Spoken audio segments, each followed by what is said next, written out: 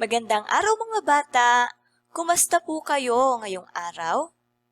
Atin pong simulan ang ating aralin at ito ay ang pang-uri o paglalarawan ng pamilya, mga kaibigan at paaralan.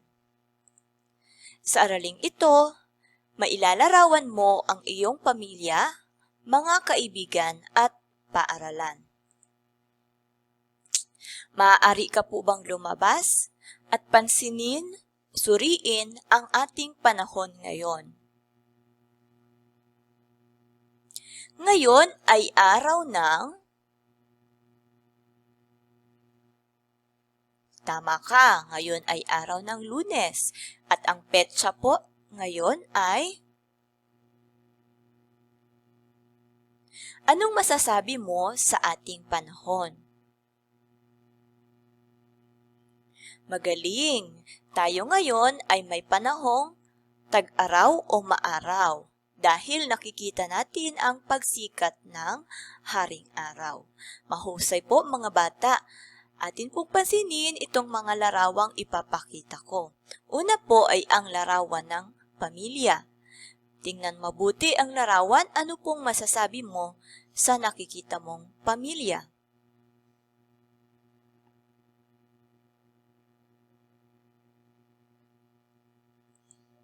Ano naman ang masasabi mo tungkol sa magkakaibigang ito?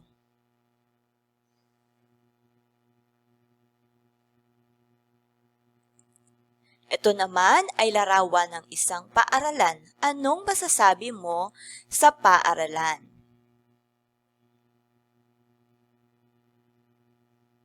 Mahuhusay mga bata, napakagaling ninyong mag-obserba ng mga larawan. Ating tingnan ang inyong mga isinagot. Unahin natin ang larawan ng pamilya. Ang inyong mga isinagot ay, ang pamilya ay masaya. Tama, dahil nakangiti ang bawat miyembro ng pamilya. Ang sinagot nyo naman ay ang pamilya ay malaki. Tama din, kasi meron silang 5 anak at ito ay masasabing malaking pamilya. At may nagsagot rin sa inyo na ito ay larawan ng isang buong pamilya. Mahuhusay mga bata. Punta naman tayo sa mga isinagot ninyo sa mga magkaibigan. Ang isinagot ninyo ay sila ay magaganda, tama kayo. At may nagsagot rin sa inyo na sila ay malalapit sa isa't isa dahil sa nakikita natin sa larawan. At may nagsagot rin naman na sila ay 5 magkaibigan. Tama po, dahil ito ay larawan ng 5 babae. Magaling po mga bata. Punta naman tayo sa inyong nakita o naobserbahan sa paaralan. Ang sabi ninyo, ang paaralan ay malinis. Ito rin ay malaki. Tama, dahil ito ay mayroong 3 palapag at kulay dilaw. Okay, tama rin po dahil ito'y may pinturang kulay dilaw. Napakahuhusay ninyong mga bata, naobserbahan ninyong mabuti at napuna ninyong mabuti ang ating mga larawan. Ngayon naman ay meron akong mga ipapakitang bagay sa inyo. Tingnan niyo pong mabuti at sabihin sa akin anong masasabi niyo tungkol sa hawak kong bagay. Una ay ito. Ako ay may hawak na itlog. Anong masasabi mo tungkol sa itlog?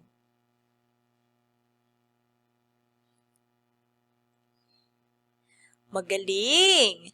Ang sagot mo marahil ay ito ay kulay puti.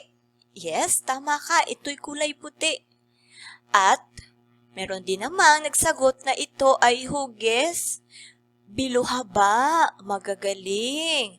Punta tayo sa pangalawang bagay. Anong masasabi mo naman tungkol dito?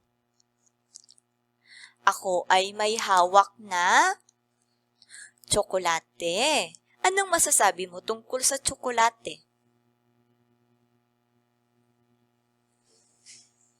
Magaling! Ito ay matamis. Ano naman ang masasabi mo tungkol dito? Ako po ay may hawak na sabon. Anong masasabi mo tungkol sa sabong ito? Yes, tama ka. Ito ay kulay kahel. Ano pang masasabi mo bukod sa kanyang kulay? Magaling! Ito ay hugis parihaba. Napakahusay ninyong mga bata. Habang tinitingnan ninyo ang mga bagay at larawan, ginagamitan ninyo ito ng inyong mga mata.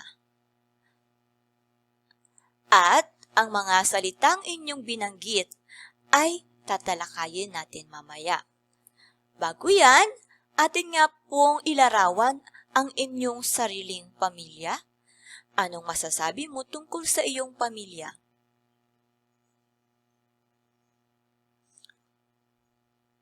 Magaling, tama ka. Ano naman ang masasabi mo tungkol sa iyong paaralan? Wow, napakagaling mo naman. Ay anong masasabi mo tungkol sa iyong kaibigan? Mahusay mga bata. So ngayon, ang mga binanggit nyo tungkol sa mga larawang ipinakita ko, tungkol sa mga bagay na ipinakita ko,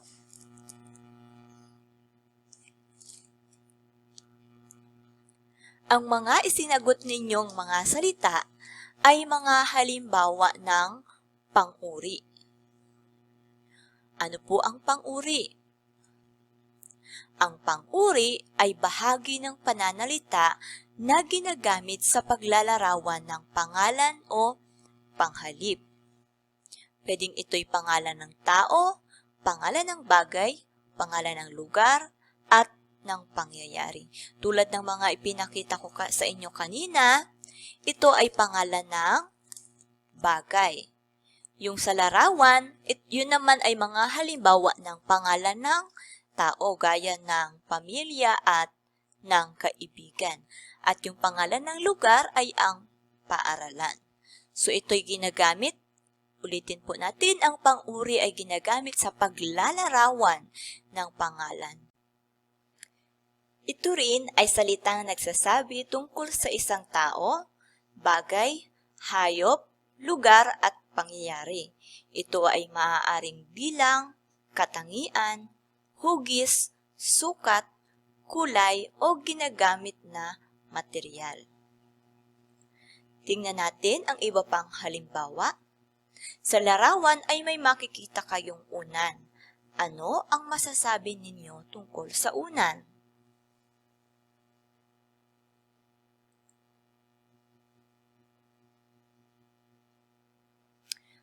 Okay, so ang unan ay malambot at masarap higaan.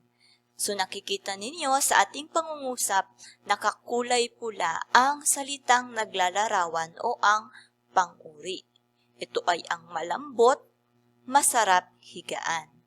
Ano ang tinutukoy ng salitang malambot at masarap higaan? Ang tinutukoy nito ay ang unan. Uulitin ko po, ang pang-uri na ginamit sa pangungusap ay malambot, masarap higaan. At ang tinutukoy nito ay ang unan. Ano naman ang masasabi mo sa kamatis?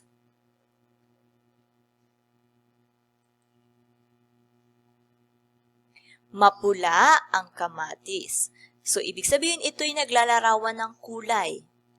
Ano ang tinutukoy o ang inilalarawan ng mapula? Tama, ang inilalarawan nito ay ang kamatis.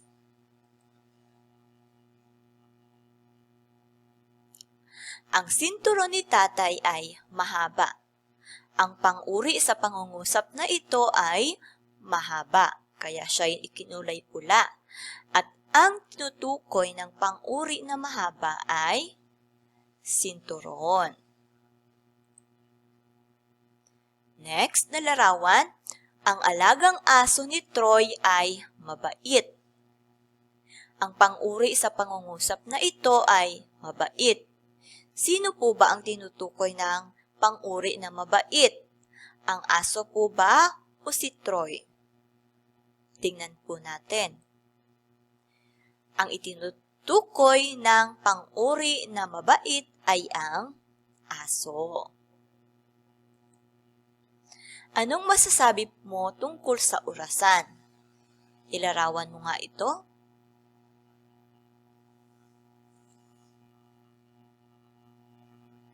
Ang orasan ay hugis-bilog.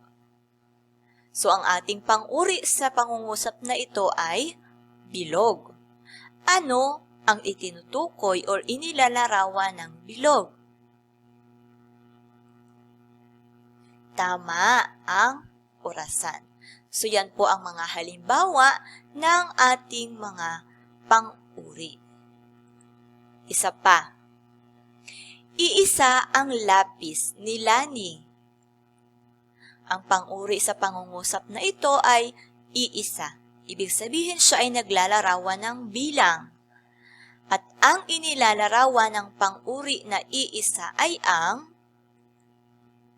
lapis. Mahusay po. Ngayon naman ay ating sagutan ang mga sumusunod na gawain. Gumuhit ng bagay, hayop, lugar, tao na angkop sa ibinigay na pang-uri.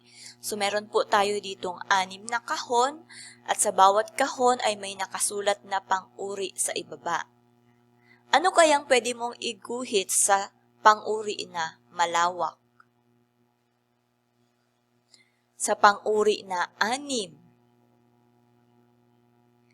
dilaw, parisukat, mataas, malalim.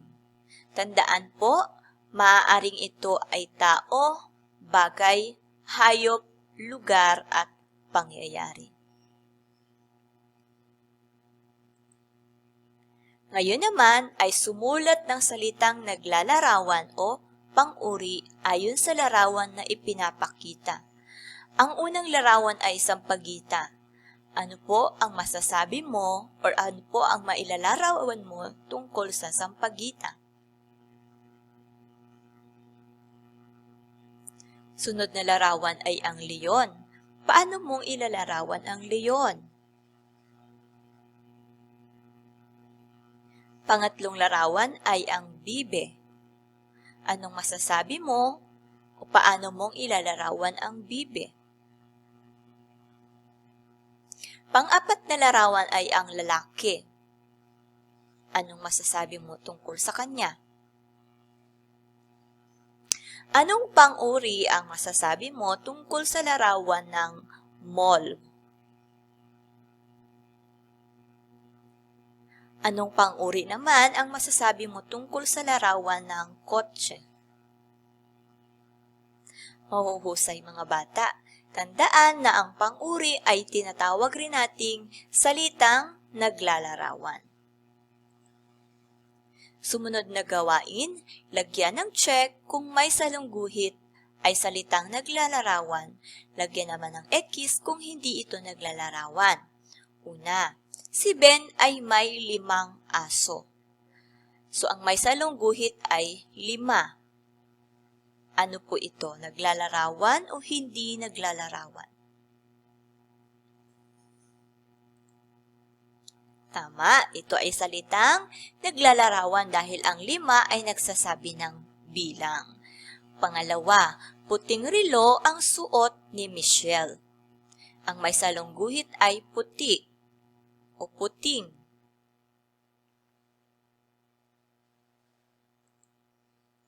Very good. Tama ka. Ang puti ay naglalarawan ng kulay. Pangatlo, si Eliza ay matangkad. Ang may salungguhit ay matangkad.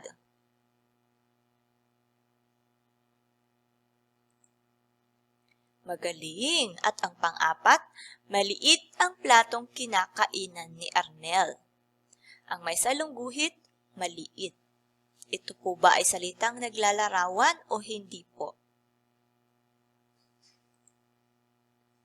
Mahusay. Punta po tayo sa pang-5. Tahimik ang loob ng bahay ni Lito at Lita. Ang may salungguhit ay bahay. Yan po ba ay pang-uri o hindi pang-uri?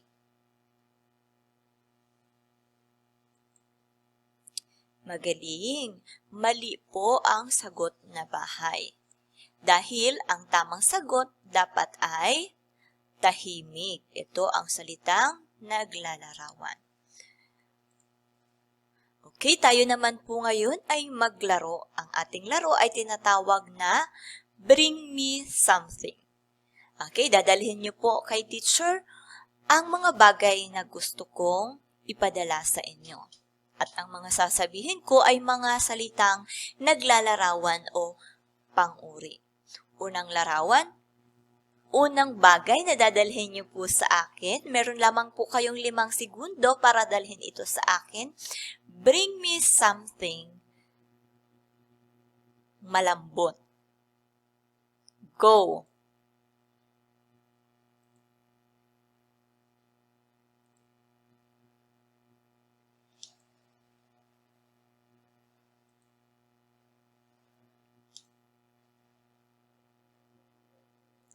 Magaling! May dala kayo sa aking? O, pwedeng ito ay unan. Pwedeng ito ay ang inyong mga panyo dahil malambot rin ito. Mahuhusay po mga bata. Bring me something na magdala po sa akin na something na makinis. In 5, 4, 3, 2, 1. Time's up! Okay, mahuhusay mga bata. May nagdala po sa akin ng salamin. May nagdala rin po sa akin ng papel. Tama, makikinis po ang inyong mga dinala. Isa pa po. Bring me something na kulay asul.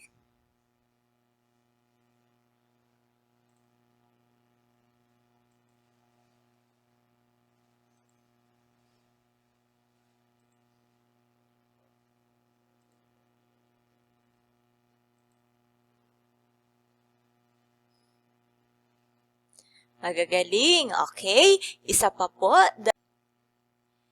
Bring me something o magdala po sa akin ng bagay na hugis bilog.